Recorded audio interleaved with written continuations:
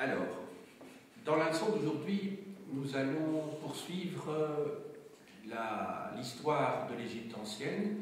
Dans un premier temps, il avait des questions, d'une part, de l'environnement de l'Égypte ancienne, qui explique évidemment presque toute la civilisation égyptienne. Je parle en particulier de l'importance de ce fleuve, le Nil, au milieu du désert. Et dans un deuxième temps, je vous avais parlé des sources qui nous permettent d'étudier la civilisation égyptienne. Aujourd'hui, je vais m'attacher plus particulièrement à la civilisation, et je préfère utiliser ce terme plutôt que de parler de politique, d'institution ou de religion. Pourquoi ? Parce que nous avons tendance, lorsque nous étudions le passé, à projeter nos catégories. Nous fonctionnons avec des catégories conventionnelles qui sont celles de politique, économie, religion, société, et qui en fait ne correspondent pas au vécu des gens de l'époque. Ce sont des catégories non seulement contemporaines, et en plus de ça, ce sont des catégories qui par définition sont intellectuelles. Chez les Égyptiens, tout est mêlé. Autrement dit, il n'est pas question de parler de politique lorsque l'on parle du pharaon, et de parler, lorsque l'on parle des temples, de religion. Parce que tout ça est inextricablement lié. Autrement dit, tout est religieux dans la civilisation égyptienne, y compris lorsqu'on parle d'art. Les artisans et les artistes qui concevaient et réalisaient des œuvres d'art dans l'Égypte ancienne ne se vivaient pas comme des artisans, comme des artistes. Ils participaient à un projet que nous appellerions religieux. Quand on sculptait, quand on construisait une pyramide, quand on travaillait dans une tombe qu'on était en train de peindre sur les murs, dans des hypogées par exemple, eh bien il est clair que l'on exécutait un travail destiné aux dieux. On ne cherchait pas à se valoriser. La meilleure preuve, c'est que toutes ces œuvres sont d'ailleurs anonymes. Il faudra attendre le XVe siècle en Italie pour que les œuvres commencent à être individualisées. D'ailleurs, en plein Moyen-Âge, on est dans une société du même type que pour l'Égypte ancienne, c'est-à-dire que la religion imprègne les faits et gestes de chacun. Je reviens après cette courte parenthèse à l'Antiquité, donc égyptienne. Alors, quelques éléments tout d'abord chronologiques. Il faut se rendre compte que la civilisation égyptienne est extrêmement longue. Elle s'étend sur plus de 3000 ans. Je dirais même sur 3500 ans, au sens large. En effet, les premiers témoignages écrits que l'on possède remontent aux environs de 3100, 3150 avant Jésus-Christ, si l'on veut en tout cas tenir compte des premiers signes qui apparaissent. Et cette civilisation s'étend, je dirais, jusqu'à la fin de l'Empire romain. C'est seulement au 5e siècle que les hiéroglyphes ne sont plus utilisés et ne sont plus lus par qui que ce soit. Ils ne sont plus compris. Donc ça s'étend sur 3500 ans. Donc une civilisation qui dure très très longtemps. Alors, vu de notre point de vue, cette civilisation paraît avoir des lignes de force qui restent constantes pendant ces 3000 ans. Il faut faire attention toutefois qu'il ne s'agit pas d'une erreur de perspective. Pour nous, on a l'impression que tout est semblable et qu'une œuvre de 2500 ressemble à une œuvre de l'époque hellénistique, c'est-à-dire, par exemple, de l'époque de Cléopâtre. Il y a eu de grandes évolutions, même si, effectivement, de loin, on a l'impression qu'il y a des lignes qui restent pérennes. Alors, ce que je voulais vous dire aussi, c'est qu'il faut, bien entendu, replacer la civilisation égyptienne dans son cadre chronologique. La civilisation égyptienne des 3e et 2e millénaires avant Jésus-Christ est caractérisée par 3 grandes périodes impériales. Ce sont les périodes les plus connues. C'est ce qu'on appelle d'une part l'Ancien Empire, qui va grosso modo de 2700 à 2150 avant notre ère. Puis il y a le Moyen Empire de 2050 à 1650, et enfin le Nouvel Empire de 1550 à 1100. Je vous donne volontairement des dates rondes, qui ne correspondent pas à des dates précises de règne, ce sont simplement des points de repère. Et puis, le premier millénaire avant Jésus-Christ est caractérisé par ce que l'on appelle les basses époques. Je vais y revenir dans un instant. Alors, je reviens à cette époque impériale. Ce que l'on appelle période impériale correspond à des périodes d'unité du territoire.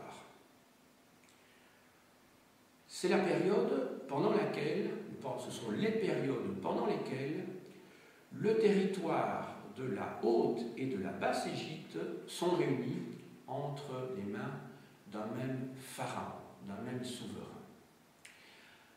Alors, ça ne s'est pas fait sans mal. Il faut savoir que, à l'époque néolithique, c'est-à-dire à l'époque qui précède l'histoire au sens strict, c'est-à-dire l'époque qui est marquée par l'invention d'écriture, eh bien, cette époque néolithique, suivie par l'âge des métaux, l'âge du cuivre et l'âge du bronze en particulier, eh bien, cette période néolithique est caractérisée par la présence de paysans sur les plateaux qui bordent le Nil. Il faut savoir qu'à cette époque-là, ces plateaux n'étaient pas encore désertiques, à l'époque du néolithique. Et puis, assez tôt, semble-t-il, au 4e millénaire avant Jésus-Christ, des petits royaumes s'installent avec des petits roitelets à leur tête, à la tête donc de territoires que par habitude, par convention, on appellera des nomes, c'est un mot qui vient du grec ancien, et qui désignera d'ailleurs plus tard des provinces à l'époque de l'unification. Les premières dynasties, les deux premières sont, même les deux premières dynasties, oui, sont des dynasties que l'on appelle légendaires, c'est-à-dire qu'on ne sait pas très bien si les pharaons qui ont régné sur l'Égypte à cette époque-là ont vraiment vécu, combien de temps est-ce qu'ils ont fait. Donc, il y a une tradition qui leur attribue un certain nombre de noms, et ça apparaît en particulier dans la liste des dynasties de Manéthon, ce prêtre égyptien du IIIe siècle avant Jésus-Christ, qui écrivait en grec, qui est un prêtre égyptien, et dont je vous ai parlé antérieurement. C'est à partir de la 3e dynastie, c'est-à-dire à partir du XVIIe siècle, je dis bien du XVIIe siècle avant Jésus-Christ, que l'on peut parler vraiment d'Égypte historique. Le grand pharaon du XVIIe siècle avant Jésus-Christ s'appelle Djéser ou Djoser. À cette époque-là, l'Égypte est donc unifiée. Le pouvoir du pharaon est fort et puissant, et cela se caractérise et se remarque en particulier par la construction de la première pyramide. Cette première pyramide est une pyramide à degrés. C'est la pyramide de Saqqara, qui se trouve au sud de Memphis. Cette pyramide de Saqqara est constituée de 6 degrés. J'en fais un petit schéma au tableau.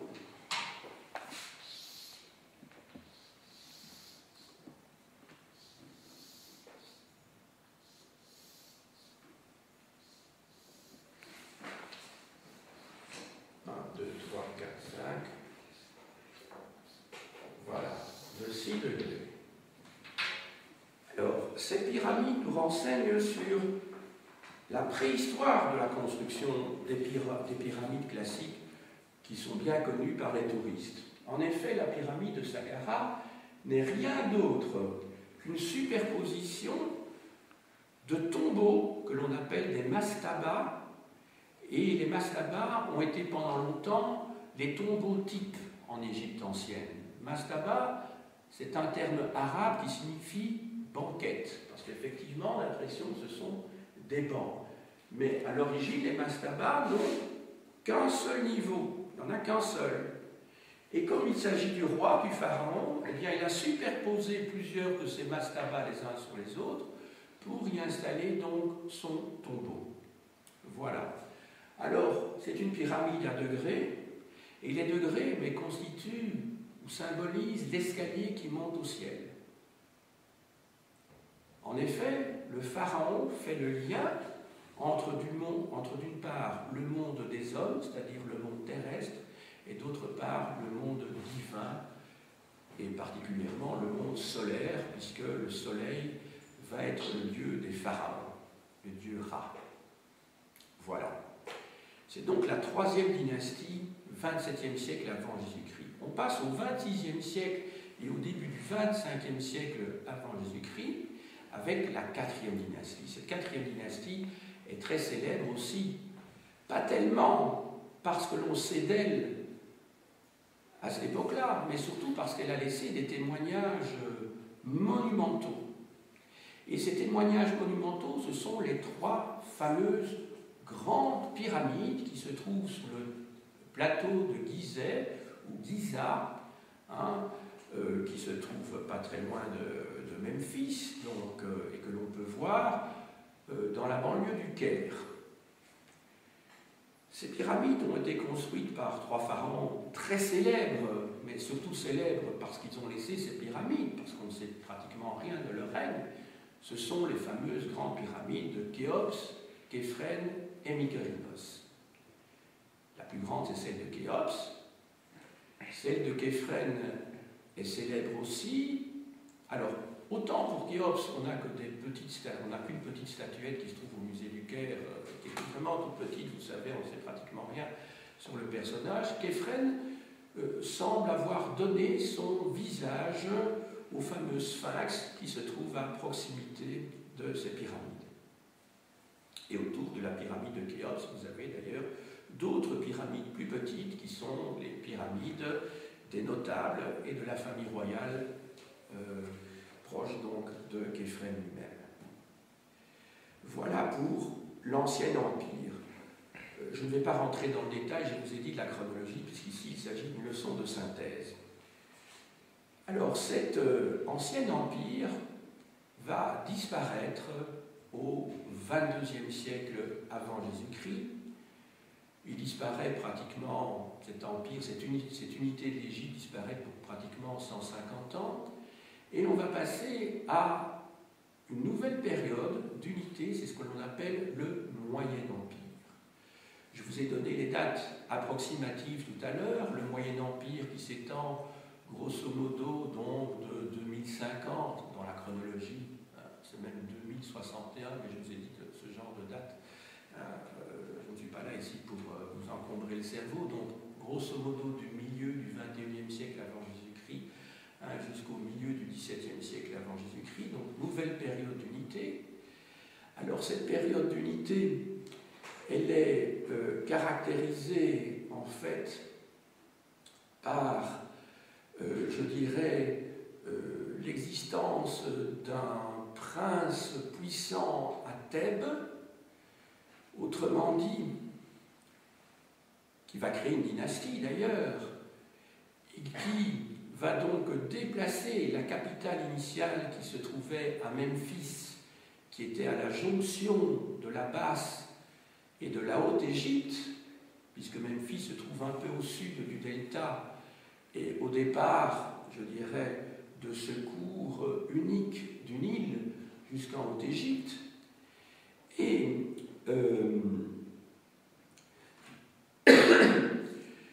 Et donc, cette capitale va être déplacée vers Thèbes, même si les pharaons vont, pendant un certain temps, avoir leur résidence dans le Fayoum.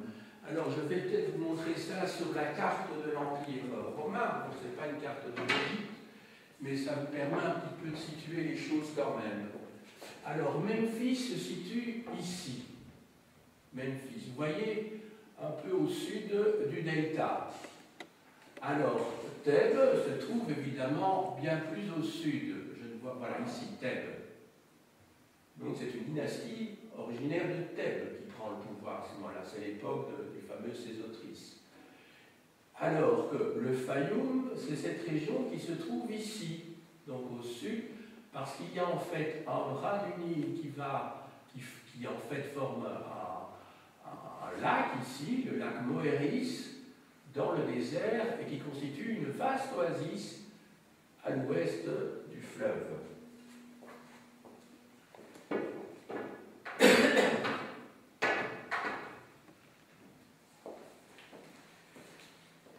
Cette période est caractérisée par la volonté des pharaons de permettre au peuple d'accéder aux fonctions officielles et de pouvoir accéder à ce que j'appellerais la fonction publique, et même d'avoir accès également aux hautes charges dans l'armée. Donc c'est une époque, je dirais, de démocratisation, bien que ce terme soit tout à fait anachronique, bien entendu. La fin de cette période est plutôt pénible, puisque vous avez d'une part les Nubiens au sud, les Hyksos au nord qui attaquent cet empire égyptien qui va se trouver donc démembré, et il faudra attendre le milieu du XVIe siècle avant Jésus-Christ pour qu'il y ait une nouvelle unification avec la très célèbre XVIIIe dynastie, ce nouvel empire s'étendant jusqu'aux environs de 1100 avant notre ère. Ce nouvel empire, c'est la grande époque, c'est l'époque la plus brillante de l'histoire de l'Égypte. C'est l'époque sans doute la plus connue aussi, puisque c'est l'époque des Ramsès, et du plus célèbre des pharaons de la 19e dynastie, c'est-à-dire Ramsès II. Alors, quelques éléments chronologiques de nouveau, et quelques grands personnages dont il convient de connaître l'existence. Il y a tout d'abord, dans la première moitié du XVe siècle avant notre ère,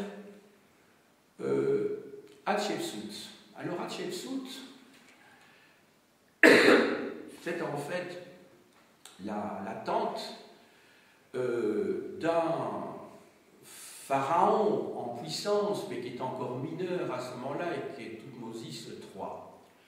Hatshepsut a son règne caractérisé essentiellement, je dirais, par la paix. C'est la recherche de relations commerciales avec la région du Punt, c'est-à-dire la Somalie actuelle, d'où proviennent les bois précieux en particulier. Ceci apparaît de manière très visible sur les parois de son temple funéraire à Der el-Bahari, qui se trouve sur la côte, sur la rive occidentale du Nil, en face de Luxor. Luxor, c'est donc le nom arabe pour la Thèbes antique. Alors, il y eut très peu de pharaons en Égypte ancienne. Mais en tout cas, le simple fait qu'il n'y en ait eu que quelques-unes prouve en tout cas que la femme n'avait pas le rôle secondaire qu'elle pourra avoir à d'autres périodes de l'histoire. Donc elle était considérée en tant que telle. Son neveu, Thoutmôsis III, lui, va s'attaquer aux Mitanniens. En effet, le Mitanni était une civilisation à la hauteur, je dirais, du sud de la Turquie et de la Syrie, qui empêchait la progression et les visées impérialistes de l'Égypte. Et c'est à l'époque donc de Thoutmôsis III ou Toutmès 3, vous trouverez les deux termes dans la littérature historique, donc toujours en gros dans la première moitié du XVe siècle avant Jésus-Christ, que l'expansion de l'Égypte va se faire. Alors, Toutmosis III va battre à Megiddo les Mitanniens. Je vous montre où se trouve Megiddo.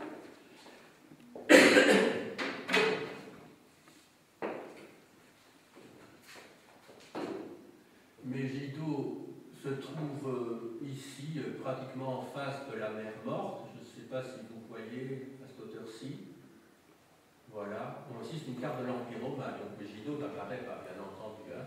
Mais ça se trouve un petit peu au-dessus de la mer Morte, en face, je dirais, sous la rive occidentale du Jourdain.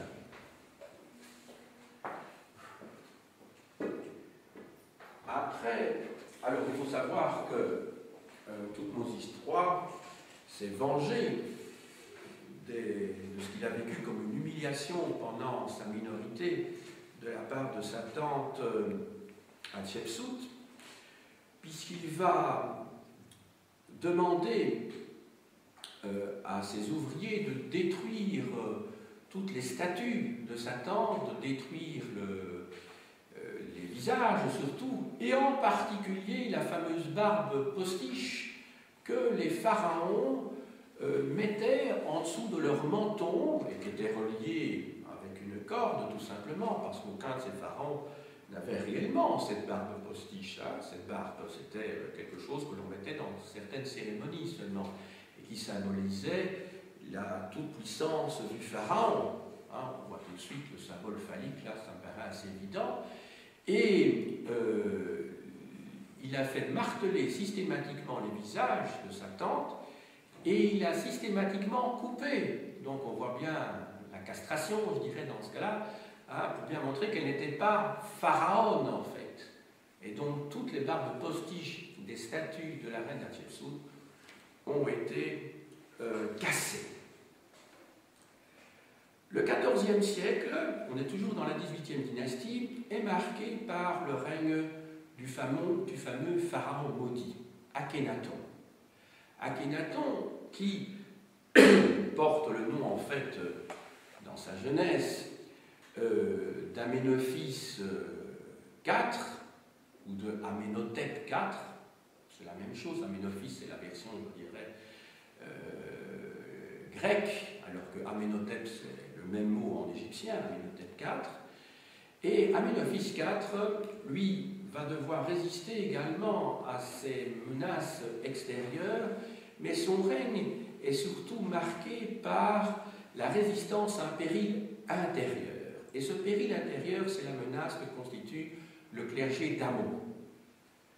Le clergé d'Amon, Amon, c'est donc ce dieu tout-puissant de Thèbes, qui était le dieu des pharaons d'ailleurs, hein, c'est un dieu royal.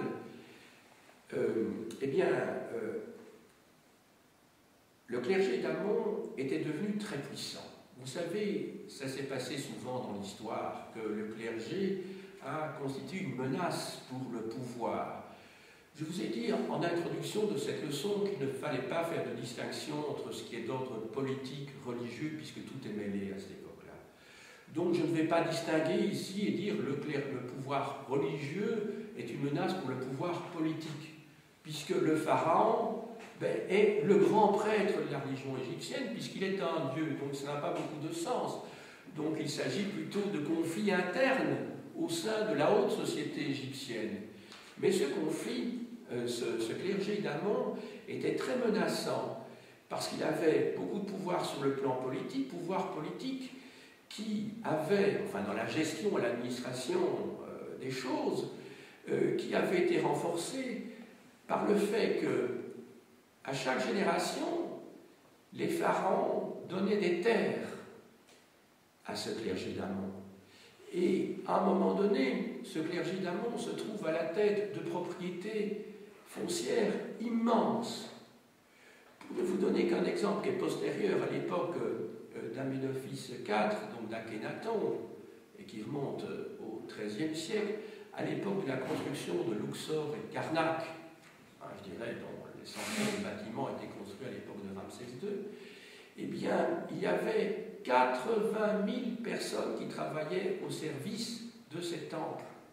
Donc c'est comme des très grandes abbayes au Moyen-Âge. Vous imaginez plusieurs dizaines de milliers de personnes qui travaillent au service des temples de Karnak et de Luxor. Vous devez imaginer qu'ils avaient à Luxor plus de 200 000 hectares. Et donc la richesse foncière, à une époque où c'est la terre qui détermine le pouvoir, on verra plus tard ça, je fais de nouveau une petite parenthèse, mais volontairement, parce que j'aime bien faire des sauts dans l'histoire et des liens avec des périodes plus récentes. On le verra par exemple quand vous serez en deuxième, que les Carolingiens, ce qui leur a permis entre autres choses leur coup d'État en 751, avec Pépin le Bref contre la famille mérovingienne, Childéric III, si mes souvenirs sont bons à ce moment-là, eh bien c'est parce que les Pépinies, donc les Carolingiens, possédaient des terres très très importantes en Austrasie.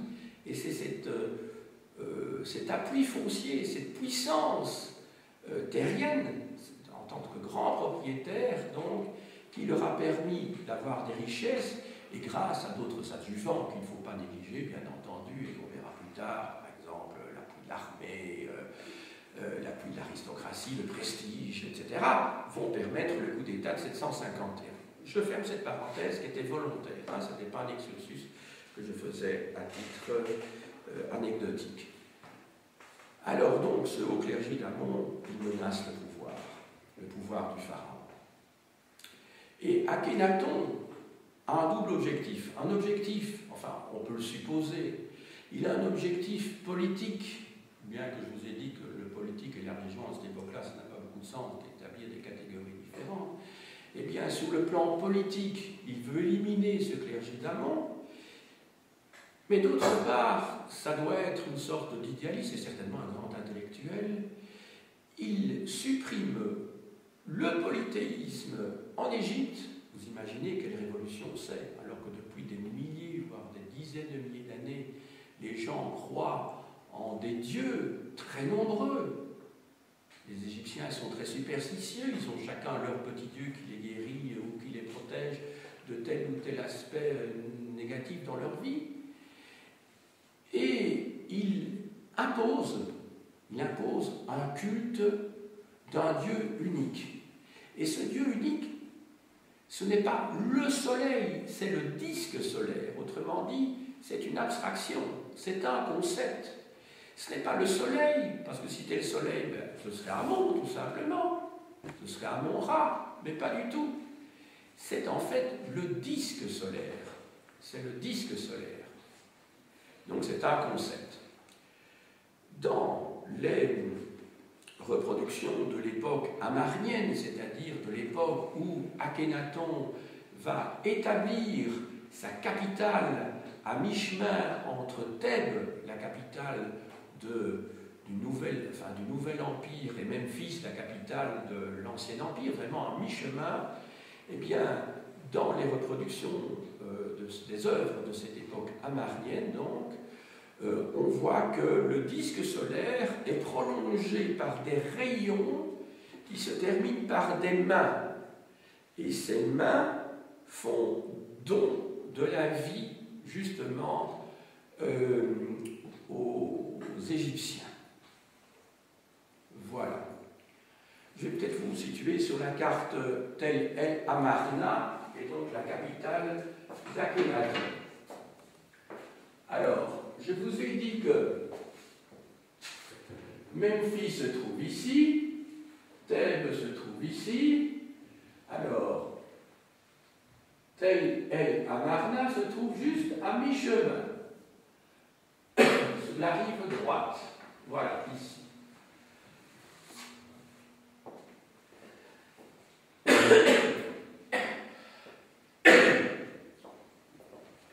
Oui, si je vous parle de rive droite, ce n'est pas un hasard. Parce que pour les Égyptiens, tout est symbole dans l'univers. Par conséquent, le Nil, qui symbolise la vie par excellence, fait le partage entre deux mondes. À l'est, à l'Orient, le monde des vivants, c'est la région où le soleil se lève, et d'autre part, l'Occident, c'est-à-dire la région où le soleil se couche, qui est la région des morts.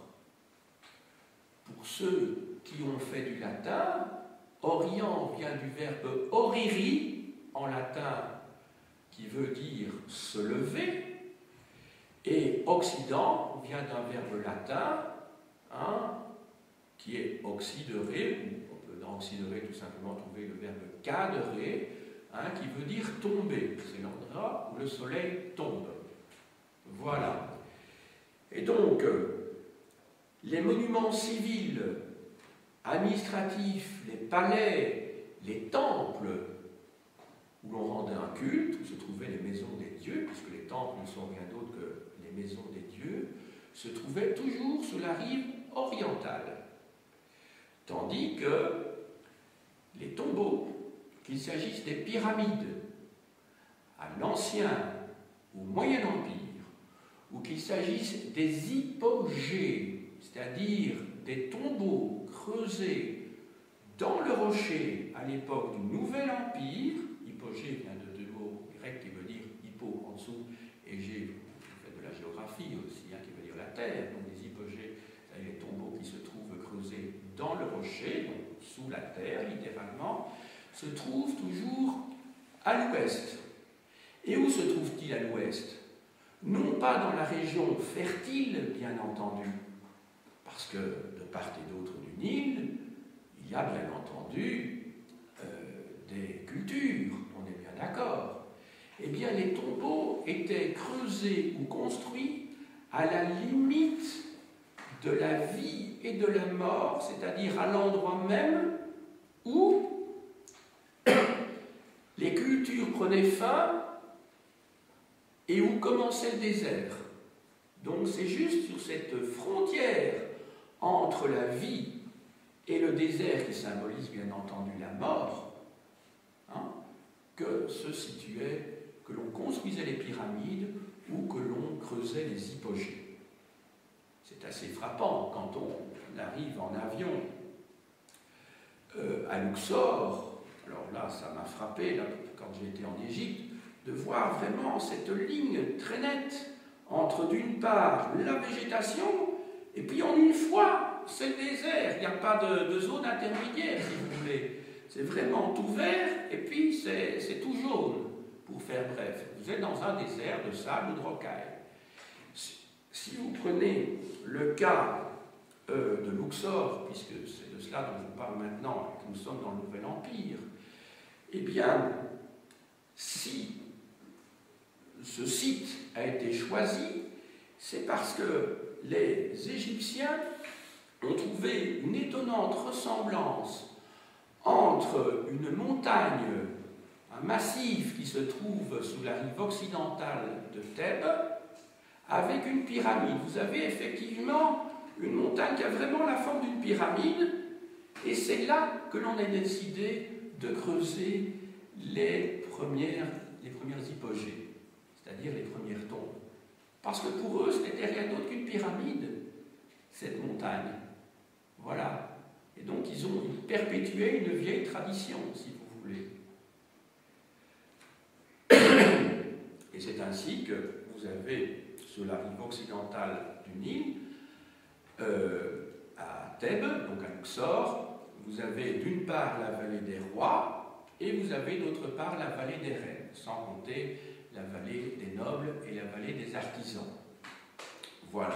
Tandis que sur la rive orientale, vous avez le temple de Karnak au nord et le temple de Luxor au sud, qui sont donc des temples destinés aux vivants. C'est des temples, évidemment, qui sont des maisons des dieux, mais où il y a des gens.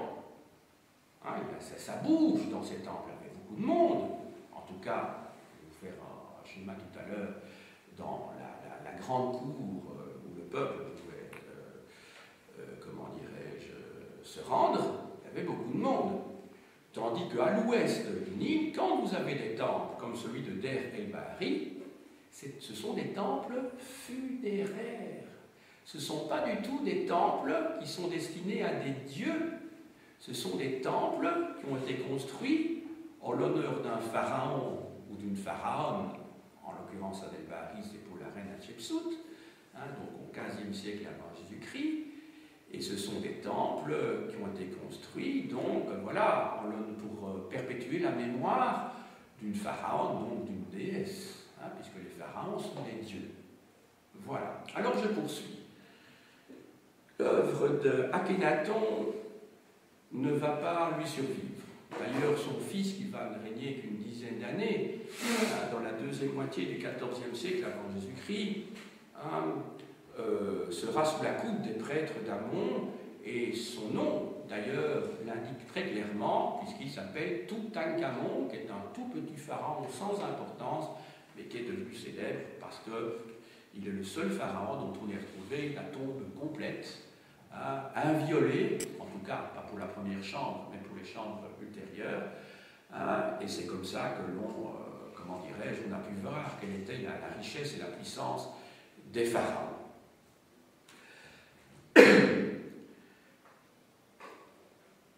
On passe ensuite à l'époque de la 19e et de la 20e dynastie. La 19e dynastie est caractérisée au XIIIe siècle par Ramsès II. Alors Ramsès II, c'est le grand pharaon de l'Égypte ancienne. Lui, son règne est caractérisé au niveau de la politique extérieure par la lutte contre les Hittites. Autre danger après l'écrasement des Mitanniens d'ailleurs avec lesquels les Égyptiens s'étaient réconciliés pour faire face aux Hittites. Et les Hittites, qui sont un peuple indo-européen qui vivait dans la région d'Anatolie centrale, c'est-à-dire en Turquie actuelle, les Hittites vont être battus, d'après en tout cas la propagande royale de Ramsès II, à la bataille de Kadesh, dans la première décennie, vraisemblablement, du XIIIe siècle avant Jésus-Christ. Bon, la chronologie varie d'auteur à auteur. J'ai déjà vu les dates de 1294, 1289, même parfois postérieures, quand on fait débuter un petit peu plus tard le règne de Ramsès II d'après des chronologies absolues basses. Mais en tout cas, ce qui est sûr, c'est au début du XIIIe siècle avant Jésus-Christ. Alors, dans les faits, il s'agit vraisemblablement d'une victoire à la Pyrrhus, c'est-à-dire une victoire où le sort des armes n'a pas été décisif. D'ailleurs, très vite, un traité va être signé. C'est le premier traité de paix qui nous soit resté dans l'histoire. On le possède dans les deux langues et dans les deux écritures. On le possède en hittite et on le possède également en égyptien. Le règne de Ramsès II a été bien entendu surtout caractérisé par une architecture tout à fait monumentale. Je vous ai parlé de Luxor, de Karnak, ce sont des temples évidemment qui ont été initiés déjà au XIVe voire au XIIIe siècle, mais au XIVe siècle, oui, mais c'est Ramsès II qui leur a donné tout leur lustre. Il est également à l'origine de la construction du temple, taillé à même le roc, celui-là, d'Abou Simbel, qui a été déplacé lors de la construction du barrage Nasser dans les années 60. Ensuite, il y a encore quelques Ramsès, en particulier Ramsès III, qu'il faut noter. Alors là, on n'est plus dans la 19e, on est dans la 20e dynastie. Et puis à partir de 1100, c'est, je dirais, de nouveau une période d'éclatement de l'Égypte. Et c'est la fin de la période brillante de cette civilisation égyptienne. Le premier millénaire avant Jésus-Christ étant en effet marqué par la domination de dynasties d'origine étrangère, dynastie éthiopienne, même les Assyriens, Assurbanipal, va conquérir l'Égypte à un moment donné pour très peu de temps. Il s'agissait essentiellement de piller. Et il faut attendre le 7e siècle pour qu'avec la 26e dynastie, la dynastie Saïte, l'Égypte se dote à nouveau d'une dynastie nationale. Saïte, c'est en fait une ville qui se trouve dans le delta, ici. Ça va?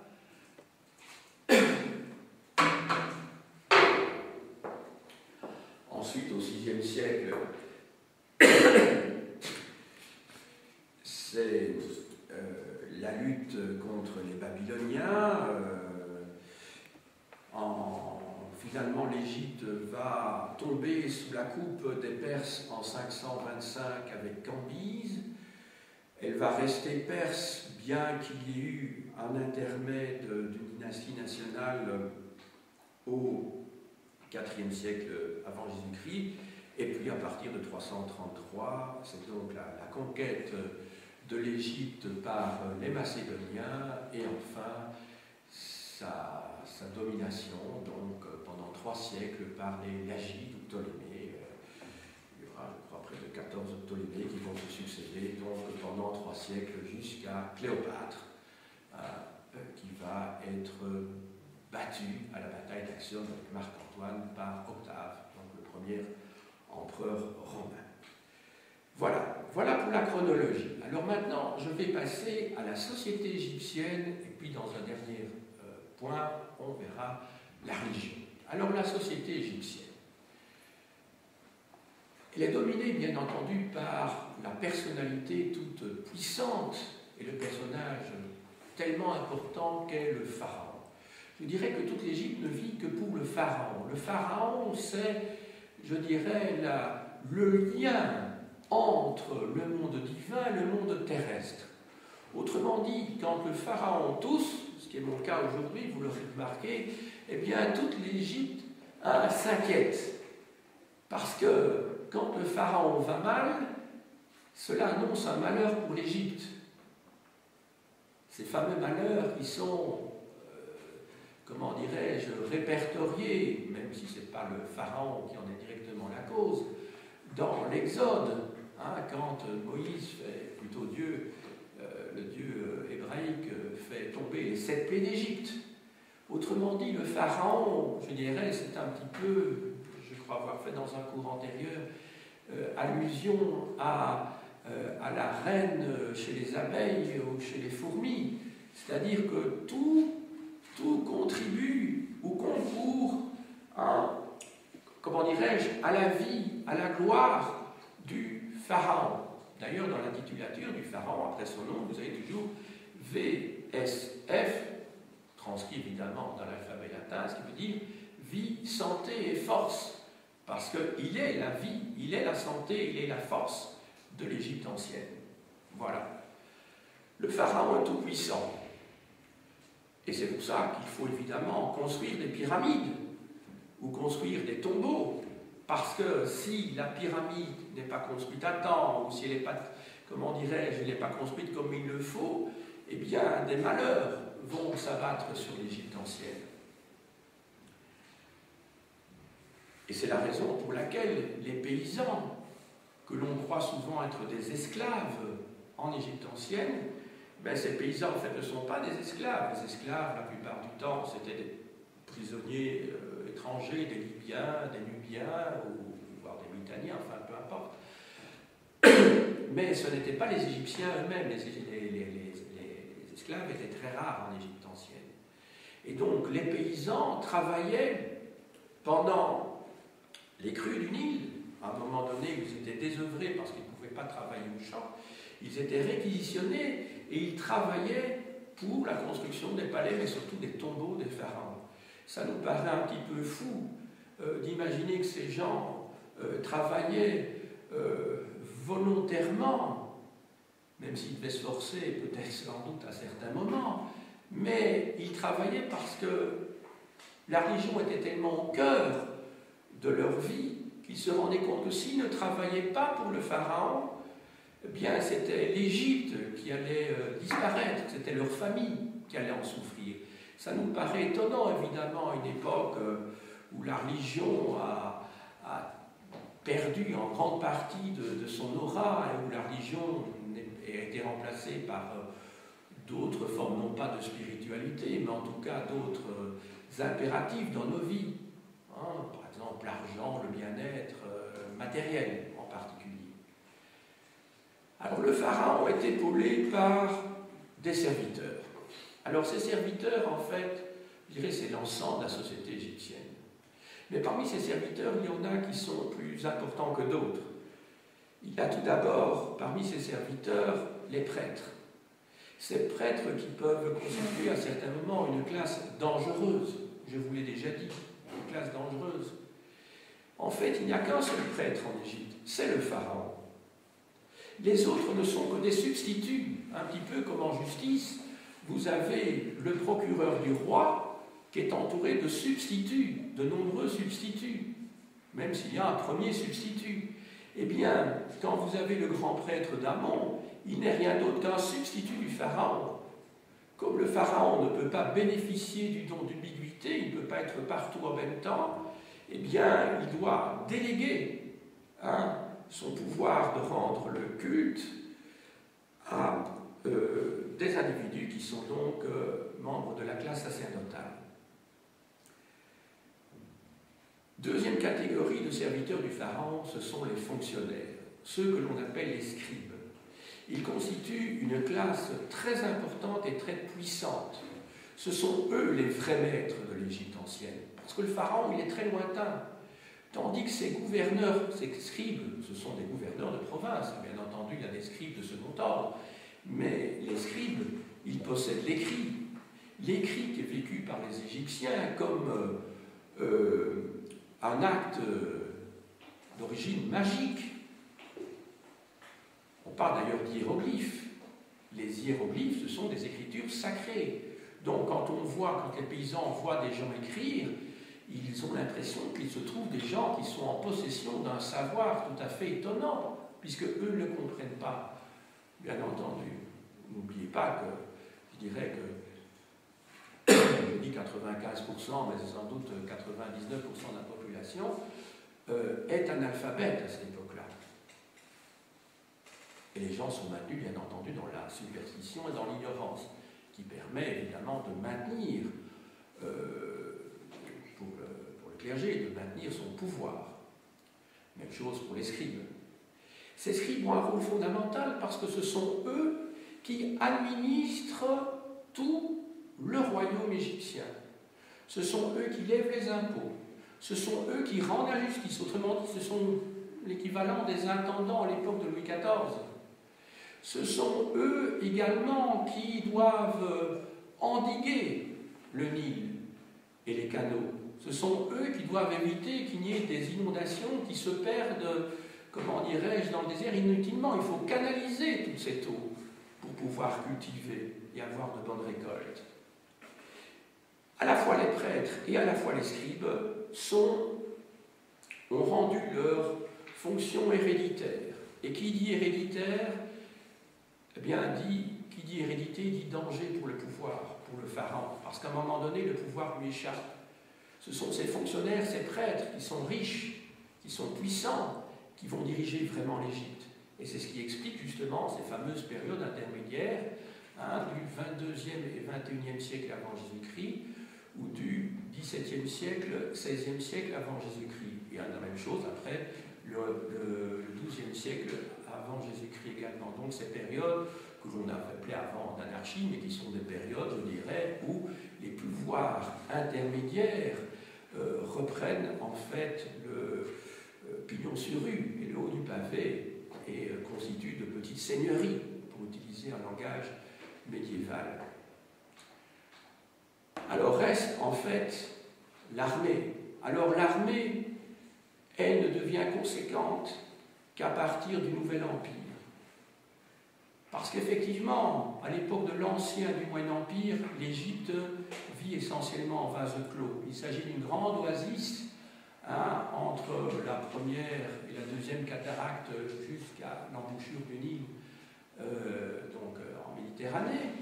Et pour le reste, il n'y a pas de volonté expansionniste. À partir maintenant du XVe siècle avant Jésus-Christ, et rappelez-vous également du XIIIe siècle avec Ramsès II, là, l'Égypte s'étend non seulement vers le sud, vers la Nubie, mais elle s'étend également dans le couloir syro-palestinien. Elle s'étend donc dans ce que l'on appelle actuellement donc, la Palestine ou Israël, le Liban, la Syrie, hein, et il faudra attendre en fait le 7e siècle pour voir les volontés, le rêve expansionniste de l'Égypte disparaître à tout jamais à l'époque de Néchao Ier, donc à la bataille de Carchemish. Je vous montre où se trouve Carchemish. Carchemish, ça se trouve très haut. Vous savez, Carchemish, ça se trouve ici. Vous imaginez, hein? Alors, je vous avais montré tout à l'heure Megiddo, qui se trouve ici, mais je ne vous avais pas montré Kadesh, qui se trouve ici. Donc, sur les bords de l'Oronte. L'Oronte, c'est le fleuve qui se trouve en Syrie.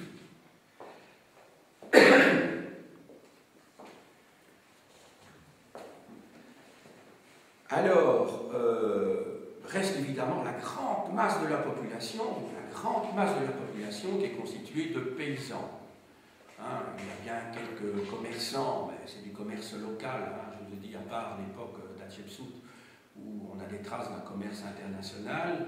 Hein, il s'agit d'un petit commerce local. Les artisans, ils existent aussi, hein, mais ils ne sont quand même pas très nombreux. En revanche, la très grande masse de la population, comptée au moins 90%, au moins, si pas plus, sans doute 95% de la population, est constituée donc de paysans. Et ces paysans mènent le travail que j'ai pu décrire lors d'une leçon antérieure, hein, après les crues du Nil. Hein, après les crues du Nil. Voilà. Alors, il me reste à vous parler de la religion égyptienne. Je vais essayer de ne pas être trop long, hein, mais je vous ai expliqué que la religion est au cœur. La religion est au cœur de la civilisation égyptienne. Donc, il est impensable d'en faire l'impasse. Alors, la religion égyptienne. Il faut d'abord considérer que les Égyptiens sont un peuple très superstitieux. Vous devez les imaginer un petit peu. Il ne faut pas les idéaliser, hein, parce qu'on a tendance à idéaliser la civilisation égyptienne. Hein, parce que c'est la première, donc on a tendance à en faire presque des demi-dieux.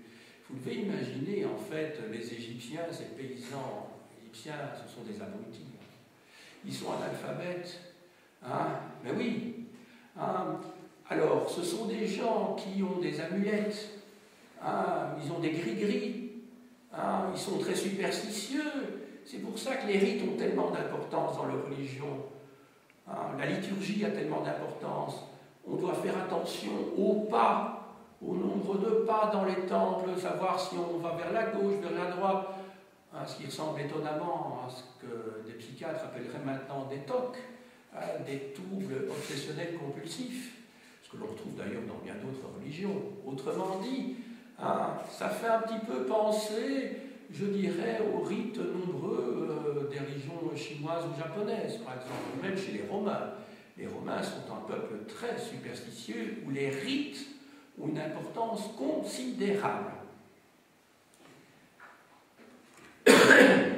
Alors, dans cette religion, les dieux sont très nombreux. C'est une religion polythéiste qui, pour vous donner un point de comparaison, qui ne vaut évidemment que ce que valent toute comparaison, qui par définition est anachronique, ça fait un petit peu penser à la religion hindoue. Vous savez que dans la religion hindoue, il y a des millions de dieux. Et il y a autant de cultes qui sont rendus à ces dieux qu'il y a de dieux. Hein, parmi ces principaux dieux, la religion hindoue, vous connaissez évidemment Brahma, Vishnu, Shiva. J'aurai l'occasion de vous en reparler dans mon cours d'histoire des religions à partir du mois de février. Eh bien, la religion égyptienne, c'est un petit peu la même chose. Hein, c'est un petit peu la même chose. Il y a de très nombreux dieux, donc c'est une religion de type polythéiste, et ces dieux ont des formes multiples. Il peut s'agir en fait de dieux anthropomorphes, comme Isis et Osiris, aux formes humaines. Il peut s'agir de dieux zoomorphes, avec des dieux, des déesses hippopotames, crocodiles par exemple. Il peut s'agir également de dieux hybrides, dont soit le visage, soit le corps est constitué par des parties humaines ou animales. Je pense en particulier à Horus, qui a une tête de faucon et un corps d'homme, mais vous pouvez avoir également l'inverse, des dieux qui ont un corps animal et une tête d'homme ou de femme. Donc tout est possible. Alors comment ça se fait qu'il y ait autant de dieux? Mais tout simplement parce que la religion égyptienne, au moment de l'unification d'Égypte, a non pas, la religion officielle je dis bien, n'a pas cherché à éradiquer, à faire disparaître tous les dieux qui existaient dans tous ces petits royaumes, dans tous ces royaumes, je dirais presque tribaux, qui existaient avant l'unification, avant 3000, avant 3100, mais ils ont simplement procédé par superposition. Et donc, tous ces dieux, qui étaient certainement des dieux très importants dans les villages à l'origine, qui étaient le dieu, ce qu'on appelle à l'époque grecque des dieux polyades, si vous voulez, c'est-à-dire des dieux de la cité, du village, eh bien, ce sont devenus des dieux subordonnés, des dieux inférieurs. Et seuls certains dieux ont émergé et ont fait partie d'une sorte de panthéon national, bien que ce terme soit tout à fait anachronique, et des dieux qui sont, comment dirais-je, valables pour tous les Égyptiens. C'est comme ça que vous avez des centaines et des centaines de dieux. Alors, parmi ces nombreux dieux, il y en a certains qui émergent. Il y a d'une part la religion officielle. Alors, la religion officielle est dominée par le dieu soleil, le dieu Ra, qui va être assimilé au dieu de terre qui est Amon, qui a des cornes de bélier. Ça se voit en particulier à Karnak.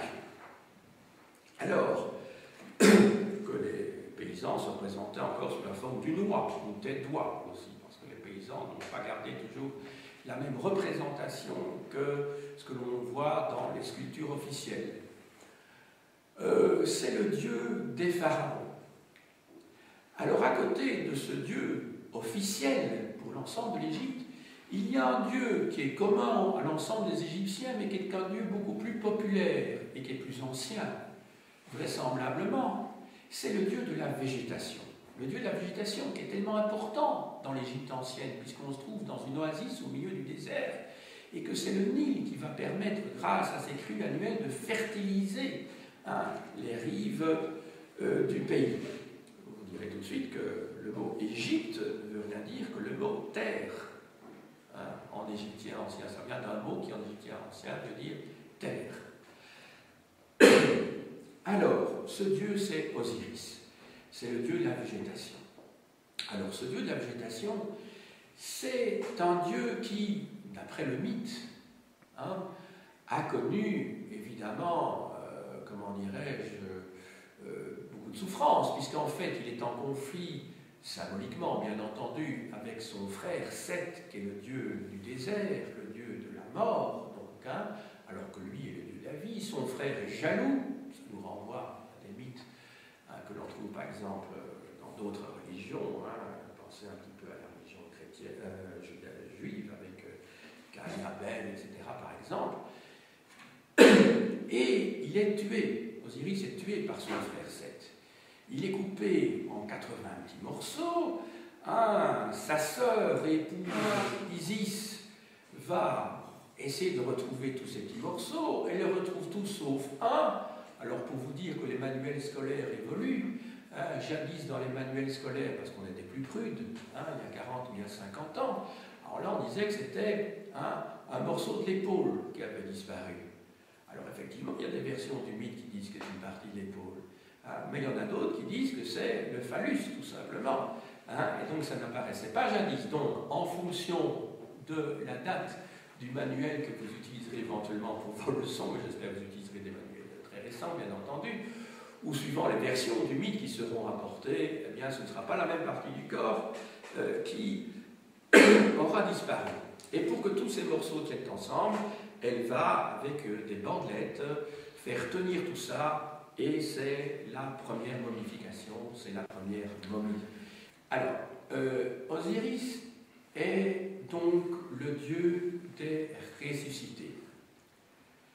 il est lieu des ressuscités, et c'est ce qui explique qu'après la pesée de l'âme, après la confession négative que le défunt doit prononcer, alors quand je dis confession négative, il s'agit en fait d'une confession du type suivant. Le défunt doit dire « je n'ai pas fait ceci, je n'ai pas fait cela ». Donc vous voyez, on ne confesse pas ses péchés, on confesse négativement ceux que l'on n'a pas fait. Et lorsque l'âme va être mise dans une balance, il faut être sûr de n'avoir oublié, de ne pas s'être trompé. Parce que si vous avez oublié de dire l'un ou l'autre péché que vous n'auriez pas commis, ça va être un gros problème, parce que dans la balance, d'un côté vous avez votre âme et de l'autre côté vous avez simplement une plume. Et c'est cette plume, votre âme ne peut pas être plus lourde que la plume. Donc il ne peut pas y avoir une erreur, autrement dit. Parce que sinon vous êtes automatiquement mangé par ce qu'on appelle la mangeuse, qui est à proximité donc du tribunal. Mais il se fait que Anubis, le dieu chacal, est un dieu bienveillant et souvent il met son poids dans la balance pour que le défunt puisse quand même passer.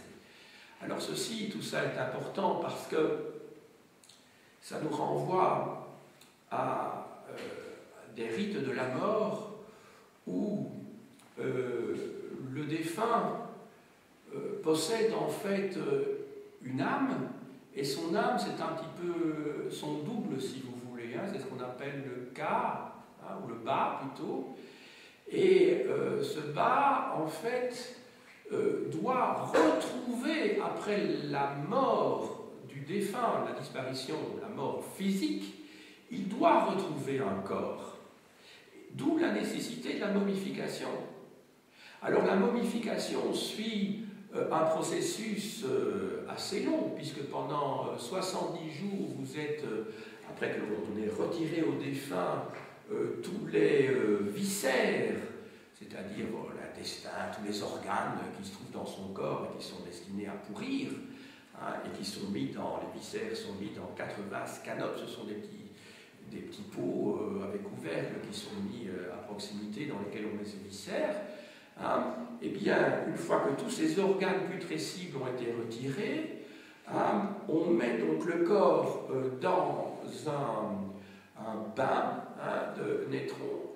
Et dans ce bain, donc, en fait, ce produit, cette sorte de sel, si vous voulez, va pénétrer les muscles et donc vont permettre à ces muscles de ne pas pourrir. On va également retirer par les narines avec des crochets tout votre cerveau, qui est putrescible également. Ça va être remplacé par une sorte de gélatine, de résine plus exactement, parce qu'il faut bien combler le vide. Voilà. Alors, le défunt va être accompagné dans l'au-delà par un rouleau que l'on appelle le livre des morts et qui lui indique toutes les procédures à suivre pour arriver justement au moment du jugement en particulier, pour arriver dans ce monde de l'au-delà. Et se trouve indiqué, il a également différents aspects concernant sa vie. Alors tout ça, pour être sûr que le défunt ne l'oublie pas, est répété sur les parois des tombeaux. Et vous aurez ainsi dans les tombeaux également une représentation de tout ce qui s'est passé dans la vie du défunt et qui symbolise évidemment le monde futur. Et vous avez comme ça des petites représentations en bois, de barques, de paysans, d'ouvriers, etc., qui vont l'accompagner dans sa vie future. Ce ne sont pas des jouets d'enfants, ce sont en fait des symboles de ce qui devra l'accompagner dans sa vie future. Voilà, je vous ai dit l'essentiel sur ces rites mortuaires. Alors maintenant, il me reste quand même à vous parler de des temples et de l'habitation des dieux. Les temples, je vous l'ai dit tout à l'heure, sont donc bien les habitations des dieux. Ce sont des maisons des dieux. C'est là que le Dieu réside. Il réside là. Il en reste encore des traces, je dirais, dans certaines régions, même s'il n'y a pas de lien chronologique et historique évident, culturel, quoique, il ne faut peut-être pas nier complètement les influences culturelles. Quand vous voyez une église catholique, et bien dans une église catholique, il y a quand même le tabernacle, et il y a une petite flamme qui indique que Dieu est là. Hein? À l'inverse de ce qui se passe dans une synagogue ou dans un temple calviniste, par exemple. Dans une synagogue, vous n'avez pas de petite flamme, parce que la synagogue n'est rien d'autre qu'un lieu de prière. Ce n'est pas la maison du Dieu. Il n'y a plus de maison du Dieu chez les Juifs depuis la destruction du second temple en 70 après Jésus-Christ, par Titus, l'empereur romain, enfin le fils de l'empereur Vespasien, qui n'était pas encore empereur à ce moment-là, mais qui va devenir Titus. Donc il y a eu 2 temples successivement à Jérusalem, mais ces temples ont été détruits. Donc il n'y a plus maintenant des synagogues, il n'y a plus de temple juif, comme vous le savez sans doute. Hein? Tandis que dans les églises catholiques, vous avez cette petite femme. Donc c'est la maison du Dieu quand même, l'église. Hein? Alors ces temples, vraisemblablement, ils trouvent leur origine dans une histoire, dans la préhistoire, et ceci nous échappe. Quand vous voyez les colonnes d'un temple, ça ressemble étonnamment quand même à des troncs d'arbres, et quand vous voyez les chapiteaux, ça ressemble quand même étonnamment à des feuilles d'arbres, que ce soit des palmiers, que ce soit éventuellement des lotus, des papyrus, des plantes.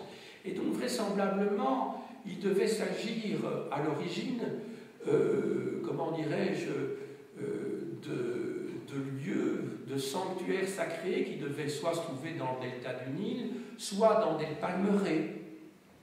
Hein? Vous savez que dans un certain nombre de civilisations africaines, en tout cas des civilisations qui se trouvent même dans la savane, vous savez, mais de civilisations liées à la jungle ou à la brousse, ou même en Amazonie, on va dans la forêt pour rencontrer les dieux. La forêt est le lieu de rencontre avec les dieux. Et donc, vraisemblablement, on peut supposer qu'il y a une origine historique à tout cela. D'ailleurs, quand vous voyez la salle hypostyle, que je vais vous présenter dans un instant au tableau, eh bien, cette salle hypostyle ressemble à une forêt de colonnes, justement, à une forêt de colonnes. Alors, le temps est venu pour moi de vous représenter un temple type. Quand je dis bien un temple type, il s'agit essentiellement des temples à partir du Nouvel Empire. En effet, sous l'Ancien Empire, en particulier sous la 5e dynastie, donc la 5e dynastie, je vous le rappelle, c'est le 25e siècle avant notre ère, eh bien, où là, vous avez le temple royal qui présente en fait qui est une pyramide tronquée, eh bien, sous le Nouvel Empire, donc c'est-à-dire entre le 16e siècle et la fin du 12e siècle avant Jésus-Christ, le temple a grosso modo la forme que je vais vous dessiner ici. Hein? On retrouvera encore ces temples-là d'ailleurs aux basses époques, au premier millénaire avant Jésus-Christ. Je pense en particulier au temple d'Edfou, hein, ce temple de l'époque hellénistique, donc de l'époque grecque, qui est un temple immense. Hein. Alors, je vous montre,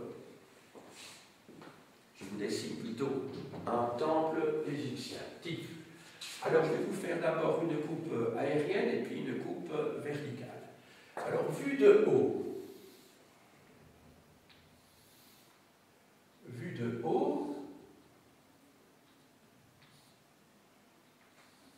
du ciel, quoi.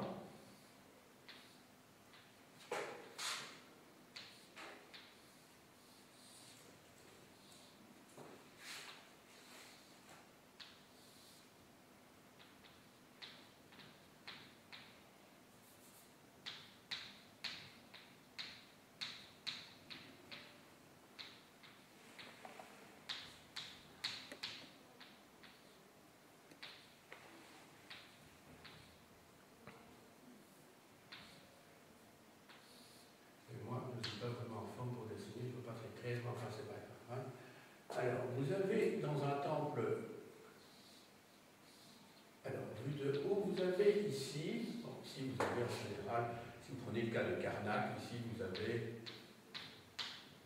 l'allée des sphinx. C'est-à-dire que vous avez une grande allée comme ça avec des sphinx sur le long. Ici vous avez ce qu'on appelle des pylônes. En fait, ce sont des murs qui précèdent le temple lui-même et qui symbolisent la montagne, qui symbolisent des montagnes. Et puis vous avez l'entrée dans une grande cour où le peuple pouvait se rendre. Ici vous avez une colonnade, donc là c'est découvert, une grande cour, où le peuple pouvait circuler, enfin, venait se rendre. Alors ici vous avez ce qu'on appelle la salle hypostyle. Alors la salle hypostyle, elle est destinée uniquement au clergé et à la famille royale.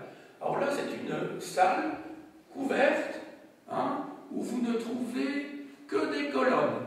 Donc c'est assez sombre, et il n'y a que des colonnes. Ça ressemble un petit peu à une forêt de colonnes, comme je vous disais tout à l'heure. Et puis alors, dans le fond, vous avez un lieu où seul le pharaon et le grand prêtre, ou les prêtres peuvent se rendre. En fait, c'est la salle du Dieu. Ça va? Alors ici, vous avez une salle, une petite salle où on peut rendre les offrandes, une sorte de chapelle, si vous voulez, et tout à fait dans le feu, dans le fond, dans l'obscurité complète, vous avez la statue du Dieu. Alors ça, c'est vu de haut. Alors maintenant, je vais vous montrer la même chose, mais vue en coupe verticale, de profil. Alors, même chose. Ici, vous avez donc des pylônes. Ça va, c'est ceci, mais vu cette fois-ci de profil. Ici, vous avez donc les murs extérieurs du temple. Vous avez les murs extérieurs du temple. Et puis alors, à partir d'ici, vous allez voir que cette partie-ci, qui est plus étroite que cette partie-là, eh bien, vous allez voir qu'également, en hauteur, ça se réduit. Autrement dit, on doit monter, ici, pour accéder à cette pièce-là, à la salle hypostyle, qui est ici, ça va. Ici, vous avez donc toutes les colonnes. C'est la même chose que là, mais ici, c'est vu de profil. Et puis, vous avez la même chose ici. Alors, ce n'est pas seulement plus étroit, quand vous voyez la largeur et la longueur, mais également en hauteur. Et ici, vous avez donc la petite chapelle, et ici, vous avez la statue du Dieu. C'est la même chose que ça, mais ici, vu de profil. Alors, tout ça nous fait penser à quoi? Alors, je vous ai dit, historiquement, peut-être que c'est lié certainement à ces deux lieux qui sont sacrés et auxquels seuls peuvent avoir accès une certaine élite, une certaine catégorie de la population. Vous avez une impression de mystère également, parce que là c'est à l'air libre, puis là il fait obscur, là il fait tout à fait sombre. Et puis, d'un point de vue, je dirais, psychologique, ça fait un petit peu penser à ce qu'on a pu voir dans un cours antérieur sur la préhistoire, c'est la grotte de Lascaux. Pourquoi justement on allait dans les grottes pour pouvoir, pour peindre et pour faire des cérémonies plus vraisemblablement? Parce que c'était des lieux obscurs, des lieux chargés de mystère. Et d'un point de vue psychanalytique, ça renvoie à quoi? Vous devez vous en douter, mais ça renvoie évidemment à la mer. C'est retourner dans la mer, c'est le lieu des origines. Évidemment, c'est la partie utérale où se trouve le fœtus à l'origine. D'accord? C'est le retour à la mer. Voilà. Alors je ne vais pas m'attarder plus longtemps avec la civilisation égyptienne que j'espère avoir résumé le mieux que je pouvais en peu de temps. Je n'ai malheureusement pas le temps de vous parler ici, mais on le fera dans notre cours, de l'art égyptien, qui en soi mérite un cours, bien entendu. Et il me reste à vous présenter quelques ouvrages qui compléteront la bibliographie qui a été donnée dans une leçon antérieure et que vous retrouverez donc dans un enregistrement qui a déjà été réalisé. Alors, on peut commencer avec un petit que sais-je, qui est un que sais-je qui s'intitule « L'Égypte ancienne », qui est dû à Jean Vercoter. Vous connaissez cette collection, Hein, ce sont des petits livres qui font 128 pages. Hein, c'est très accessible puisque c'est destiné au grand public. Et ici, Jean Vercoter était professeur à la Sorbonne, membre de l'Institut, donc pouvait l'utiliser sans problème. Sauf que c'est assez quand même chronologique, fouillé, donc vous avez une bonne base, mais il ne faudrait pas que, par le caractère assez fastidieux de l'ouvrage, que ça vous dégoûte évidemment de cette civilisation égyptienne qui est fascinante. Et ici, je n'utilise pas un mot qui est galvaudé gratuitement, c'est parce que je crois que cette civilisation est quand même assez passionnante.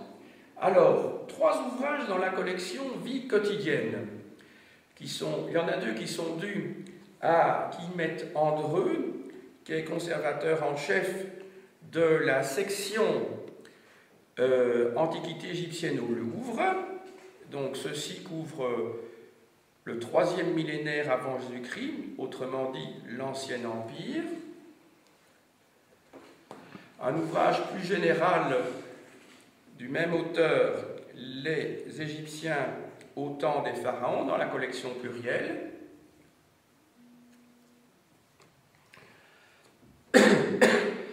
De Pierre Montet, qui était professeur au Collège de France à Paris.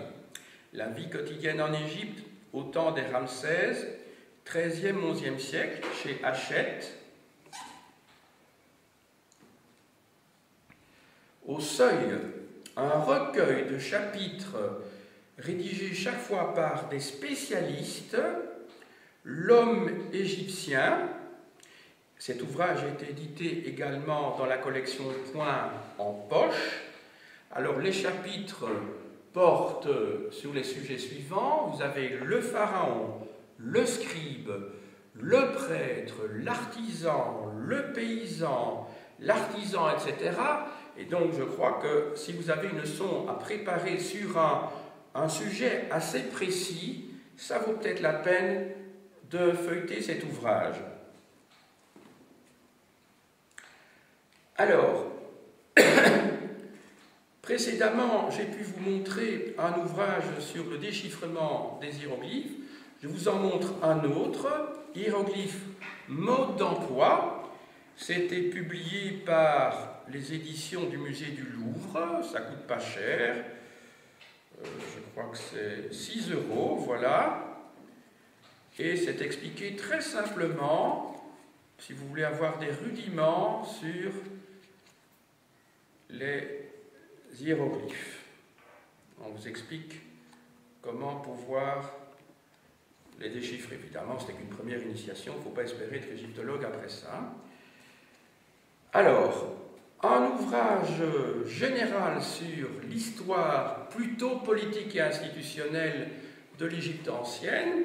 Alors, il est dû à Geneviève Husson et Dominique Valbel, édité chez Armand Collin dans la collection U, donc l'État et les institutions en Belgique des premiers pharaons aux empereurs romains. Donc vous voyez que ça couvre 3500 ans d'histoire. Dans ce livre, tous les aspects de l'État et des institutions sont traités. Donc aussi bien la fonction du pharaon que l'administration pharaonique, la justice, les finances, l'armée, même la monnaie et l'armée. De Claire Lalouette, qui est spécialiste de littérature égyptienne ancienne, l'Empire des Ramsès chez Fayard. Dans la collection Autrement, un numéro thématique consacré à Thèbes au milieu du XIIIe siècle avant Jésus-Christ et plus particulièrement à Ramsès II. L'ouvrage est introduit par Nicolas Grimal, qui est l'actuel titulaire de la chaire d'égyptologie au Collège de France. Alors de Pascal Vernus, qui est l'auteur d'un dictionnaire des pharaons que j'ai pu montrer précédemment, Affaires et scandales sous les Ramsès. Pascal Vernus est un philologue classique, enfin qui est grand spécialiste de l'égyptologie, qui a enseigné à Paris, à la Sorbonne, à la 4e section d'école pratique des hautes études. Alors c'est un ouvrage qui est intéressant parce qu'il nous montre en fait l'Égypte ancienne telle qu'on n'imagine pas. Hein? Pour ceux qui vivent dans une certaine partie du Hainaut, vous voyez ce que je veux dire? Eh bien, ils ne seront pas tellement étonnés de voir ce qui se passait déjà il y a de cela plus de 3250 ans. Voilà. Alors c'est intéressant aussi, j'ai fait une émission à la radio là-dessus. Il y avait déjà des grèves au XIIIe et au XIIe siècle avant Jésus-Christ. Hein, et dans ce livre, il est question des grèves donc, de l'époque de Ramsès III, Ramsès IV jusqu'à Ramsès IX. Hein, des grèves d'ouvriers qui ne faisaient évidemment pas la grève comme maintenant, c'est-à-dire ils ne chômaient pas leur travail, mais ils refusaient, comment dirais-je, d'aller au-delà d'un certain muret. C'est comme ça qu'on comprend qu'il y avait la grève à cette époque-là, donc de manière symbolique. Et c'est très intéressant. Et donc c'est d'une manière indirecte qu'on comprend qu'ils étaient en grève, hein, parce que les sources que l'on possède, ce ne sont évidemment pas des sources qui émanent des ouvriers eux-mêmes, mais ce sont des sources évidemment qui émanent des intendants, des contremaîtres. Et donc l'historien doit comprendre ce qui s'est passé en essayant d'utiliser une paire de lunettes particulières. Alors, sur l'histoire de l'Égypte, sur l'histoire de la région égyptienne de Hornung, en allemand, donc les dieux de l'Égypte, l'un et le multiple, oui, nous avons l'impression qu'il s'agit de polythéisme. Pour les Égyptiens, je dirais, les petits Égyptiens de la base, effectivement, il y avait certainement croyance qu'il y avait de multiples dieux. Mais pour les intellectuels, plus que vraisemblablement, en tout cas c'est ce qui apparaît dans les textes, ce que l'on appelait les multiples dieux n'étaient rien d'autre que les multiples facettes du divin et d'un Dieu unique. Et c'est ce qu'a bien compris Akhenaton. D'ailleurs, si vous allez en Inde, hein, il faut bien distinguer l'hindouisme de la population qui croit effectivement en l'existence de millions de dieux, et les hindouistes qui se trouvent, les brahmanes, etc., qui pensent hein, qu'il n'y a pas de multiples dieux, mais que ce sont tous des avatars, des expressions du divin. Chez les catholiques, ça s'est passé comme ça aussi, vous savez, les chrétiens. Il y a toujours eu la croyance pour le peuple qu'il y avait de multiples dieux qui se cachaient derrière les multiples saints. Hein, les multiples saints de la religion catholique ne sont rien d'autre que souvent des dieux gaulois qui ont été, comment dirais-je, recyclés et qui soignaient de différentes maladies, etc. Eh bien, voilà, tandis que les grands théologiens, je ne sais pas, la vision du Dieu de Teilhard de Chardin, ce grand théologien et préhistorien du XXe siècle, n'a strictement rien à voir avec ce que l'on appelle la foi du charbonnier, bien entendu. De Claire Lalouette, que j'ai déjà mentionné, la littérature égyptienne en que sais-je. Alors, une rapide petite histoire de l'art de l'Égypte ancienne, publié par Le Globe, qui a été édité il y a 6 mois, ça vous rappelle peut-être, par le Vif l'Express. Il y avait moyen de l'acheter en librairie. Voilà, alors je vous montre, ça coûte pas cher, ça coûte 9 €. Hein, je montre quelques pages. Voilà, donc papier glacé, c'est bien fait, c'est très pédagogique surtout. Alors, quelques numéros de la revue Dossier et Archéologie.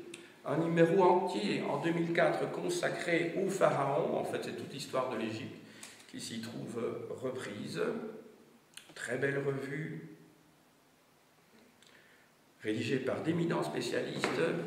Un numéro spécial en 99 sur Ramsès II. En 2000, sur le problème de la mort.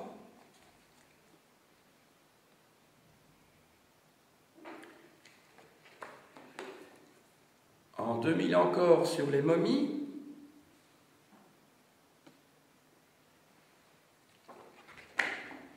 Et sur la construction en Égypte ancienne en 2001. Ce sont de très belles revues, vous savez, regardez un petit peu ça, là, comment c'est présenté. Et ce sont toujours d'éminents spécialistes, hein, des archéologues ou des égyptologues universitaires, formés pour cela. Alors, enfin, 3 ouvrages qui m'ont pesé ce matin pour les apporter, au sens propre et pas au sens figuré. Hein, l'Atlas de l'Égypte ancienne aux éditions Nathan, c'est une très belle collection qui comprend des atlas de toutes les grandes civilisations.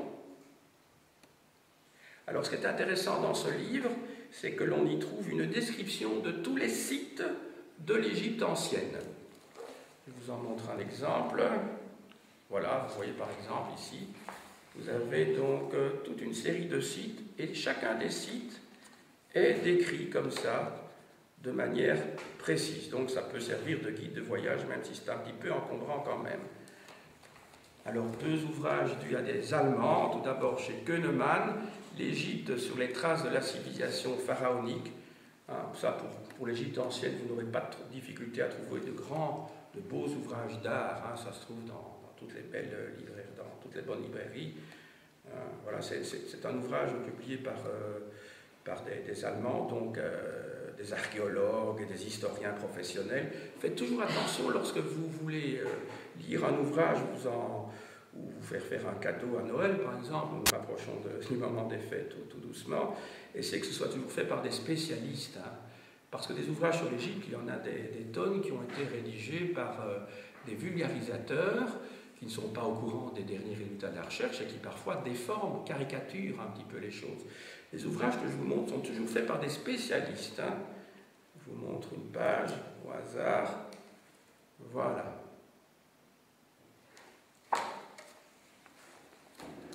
Enfin, un ouvrage dirigé par un autre Allemand, Hegebrecht, là, l'Égypte ancienne, avec une préface de Jacques Lacarrière, spécialiste de la Grèce. Et je vous montre également peut-être une autre page.